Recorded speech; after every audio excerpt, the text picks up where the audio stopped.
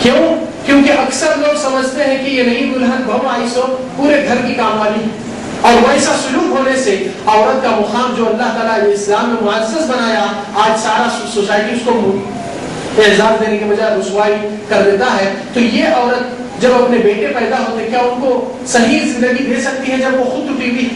اپنے شوہر کو دل کھول کے خدمت کر سکتی ہے جبکہ اس کی وجہ سے اتنے تکلیفاں اور رسوائیاں سامنا کرنا پڑی ہیں؟ شوہر کا فرض ہے اپنی بیوی کی عزت اور اپنی بیوی کے حقوق وہ خود قدم اٹھا کے حفاظت کرے، اور یہ بہتر شرط ہے اس لیے کیونکہ مشاکل اور مشکلات جب پیدا ہوتے ہیں، جب آپس میں کئیوں شرعی امور ٹوٹ جاتے ہیں، جوائنٹ فیملیوں میں کئیوں محارم اور احکامات دین کے ٹوٹ جاتے ہیں، اس کی وجہ سے یہ شرط بچی کا حق بنتا ہے کہ بھائی مجھ کو الگ رکھو۔ ماں باپ کی خدمت کرنا تو حسن اخلاق ہے، بچی کے اوپر فرض نہیں ہوتا، کیونکہ بیٹا اپنے ماں باپ کی خدمت کرنا، چاہے کام والی کو رکھے، چاہے کسی ملازمت کو رکھے، کسی کو بھی رکھے، اور بیوی اگر کرے گی تو اس کا حسن اخلاق ہے کہ وہ اپنے ساتھ گھر میں تعاون کر رہی ہے، ہاتھ بڑھا رہی ہے۔ مگر یہاں پر ایسا ہوتا ہے ماشاء اللہ کہ بیوی جتنا بھی تھک کے دل کھول کے کرتی ہے، آخر میں وہی بری ہوتی ہے، جبکہ پوری تھکن کے اوپر پانی پھرانے والے بہت آسانی سے ایک جملے میں ایک لفظ میں پھرا دیتے ہیں۔ اللہ تعالیٰ حفاظت کرے اور محفوظ کرے۔ اور یہ دینا، یہ چیز بتا کر دینا، اعلان کر کے کہ وہ لوگ کی مطالبہ ہے اور اس بنا پر ہم نے دیا ہے، یہ مقرر اور لکھ کے دینا تاکہ وہ لوگ بھی احساس کرے کہ وہ لوگ نہیں مانگنا چاہیے تھا اور آپ اپنا فرض نبھائے اور یہ نہیں قائل تھے اس چیز کو دینے کا، جبکہ وہ لوگ مطالبہ نہیں کرے تو جب دینے کے لیے کوئی حرج نہیں، مگر اپنے سے جا کے قہر کرنا بہتر نہیں ہے۔ اللہ عالم۔ چلو سوال طاہر کی طرف سے۔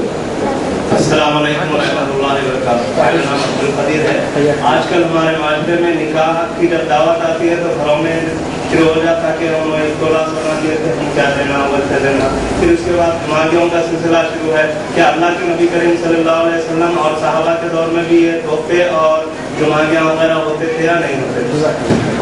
الحمدللہ والصلاۃ والسلام علی رسول اللہ۔ میرا سوال یہ ہے کہ یہاں پر نکاح میں سونا کتنے تولے ڈال رہے ہیں، آپ کیا ڈال رہے ہیں؟ جیسا کہ کمپٹیشن ہے بچی والوں کی طرف سے، بچے والوں کی طرف سے، انہوں یہ چڑھائے، انہوں یہ دلائے، انہوں یہ کرے۔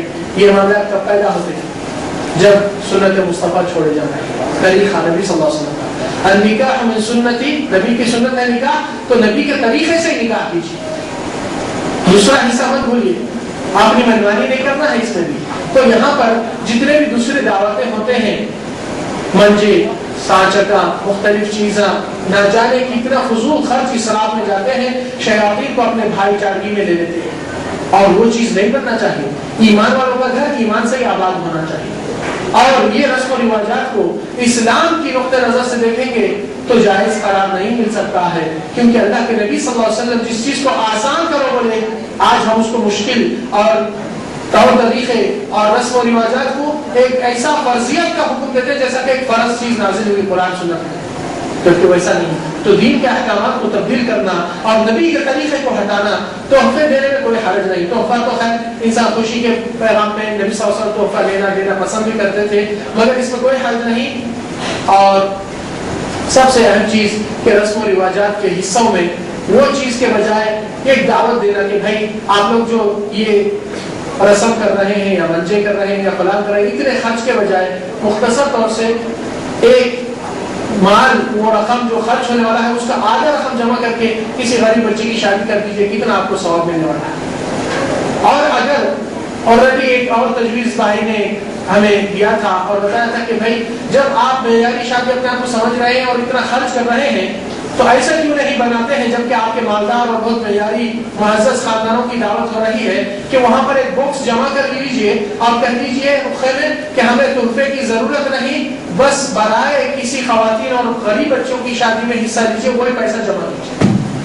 آپ کے لیے ایک نیکی اور لوگوں کو ایک ہدایت کا راستہ، اور اللہ کی قسم نبی صلی اللہ علیہ وسلم کی حدیث ہے انما تنصرون وترزقون بضعفائکم، اللہ تعالیٰ تمہاری نصرت اور تمہارا رزق اس لیے کھول کر دلاتا ہے، کامیابی دیتا ہے محض اس وجہ سے کہ تم اپنے کمزور طبقے کا خیال کرتے ہیں، یتیم اور بیوہ اور جو ایسے طاقت میں مشکلات میں موجود ہیں۔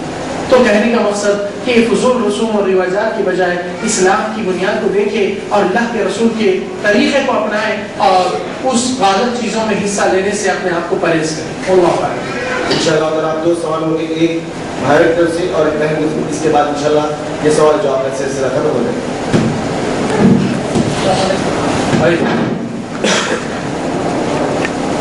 السلام علیکم.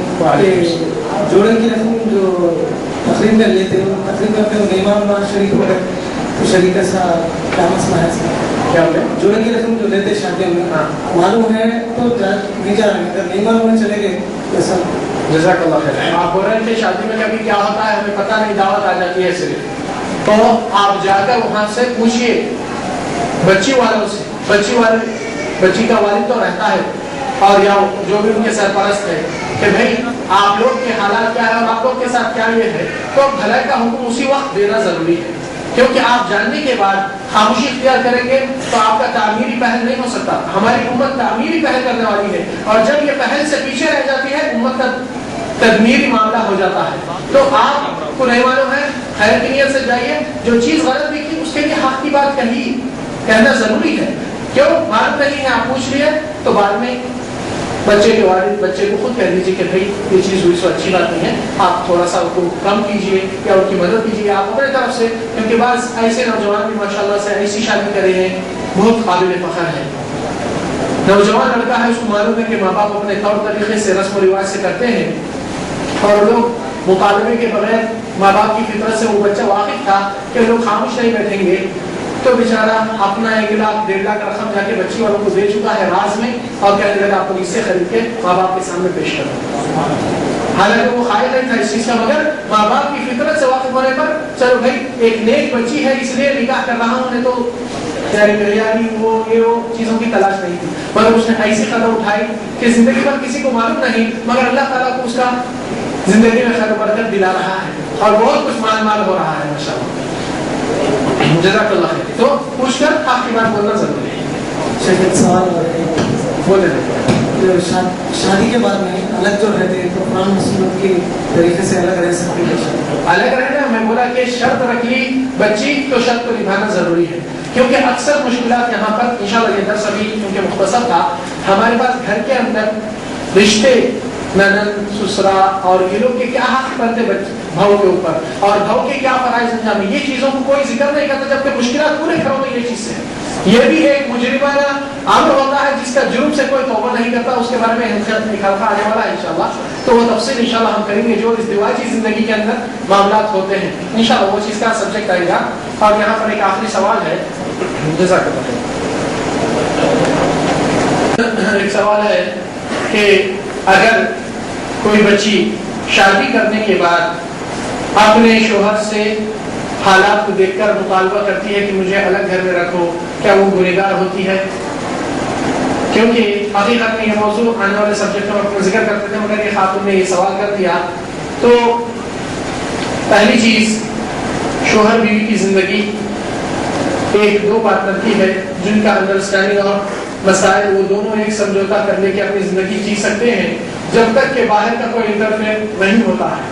جب کوئی باہر کا مداخلت یا ان کے ذہن کو بگاڑنا شروع کر دیتا ہے تو یہ لوگوں کی زندگی کی مٹھاس کروڑوں میں بدلنا شروع ہوتی ہے.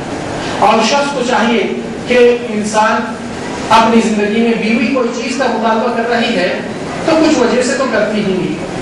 جیسا کہ اگر گھر میں کلر مانگتی ہے تو اس کا مطلب گھر کا شکل کچھ بگڑ چکا ہے، اس کو اچھا نام دینا اور اچھے مقام پہ اپنے آپ کو رکھنا وہ پسند کر رہی ہے اور اس کے لیے عزت ہے کہ اپنا گھر صاف ستھرا دکھے. بے شک اس کا مطالبہ معقول ہے اگر شوہر کی استطاعت میں ہو. اگر نہیں ہو تو شوہر کی حالات کو دیکھ کر وجوہات کو دیکھ کر وہ بھی تھوڑا صبر و تحمل کرے اور کچھ دوسری چیز سے مسئلے کو حل کرے. یہاں پر جو خاتون مسائل کو بگڑتے ہوئے دیکھی ہے کئی سالوں سے اور جوائنٹ فیملی رہنے سے تو وہ شوہر کو چاہ رہی ہے کہ بھائی آپ کو جو کہا جا رہا ہے میرے بارے میں نے ایسا کیا ویسا کیا یہ پورے غلط بات ہے. میں صرف آپ کو 1 سال رہ کے الگ میں آپ کو ثبوت دینا چاہتی ہوں کہ میں کیسی ہوں. وہ بات کر کے دکھانا چاہتی ہے خاتون مگر اس کو موقع مہیا نہیں ہوتا ہے. تو بعض خواتین اپنے شوہر کو ایسا بتاتے ہیں کہ ہمیشہ کے لیے نہیں وہ بیوی کا بھی ثبوت دینے کے لیے 1 سال الگ الگ کو بولتی ہے آپ کو معلوم ہونے کے بعد ہماری فطرت اور ہم کیسا جیتے ہیں, میں آپ کے ساتھ کیا ہوں, بعد میں جب مل کے جیتے آپ کو معلوم ہوتا ہے کون دوست کون دشمن ہے. کیونکہ حقیقت میں یہ مسائل بہت پیچیدہ مسائل ہیں اور اندرون طور سے بچیاں اتنے ہیں اور گھروں کے اندر ایک اٹھنے بیٹھنے میں مشکل اور ایک بات چیت کی لرزش بہت بھاری پڑ جاتی ہے, زندگی بھر اس کا بھرنا پڑتا ہے. تو یہ مسائل کا انشاءاللہ اپنا ایک خاص درس رہے گا, اللہ تعالیٰ زندگی دیا تو عمر دیا تو اسی کڑی میں کہ خفیہ جرم کیا ہو رہا ہے اور کون خافی اور چھپا ہوا مجرم کون ہے. تو ہو سکتا ہم بھی وہ مجرمین ہو جائیں گے تو توبہ کا تو موقع انشاءاللہ آسان ہو جائے گا. اللہ تعالیٰ سے دعا ہے کہ اللہ سبحانہ و تعالیٰ جزا خیر دے جو بھی اس پروگرام کو ذمہ داری سے قائم کیے اور یہاں جزاکم اللہ خیر آپ لوگ کے آنے کے لیے اور زحمت کرنے کے لیے اللہ تعالیٰ آپ کو اس کا اجر عظیم دے. صلی اللہ علیہ وسلم علی نبینا محمد وعلی آلہ وصحبہ وسلم. السلام علیکم ورحمۃ اللہ وبرکاتہ.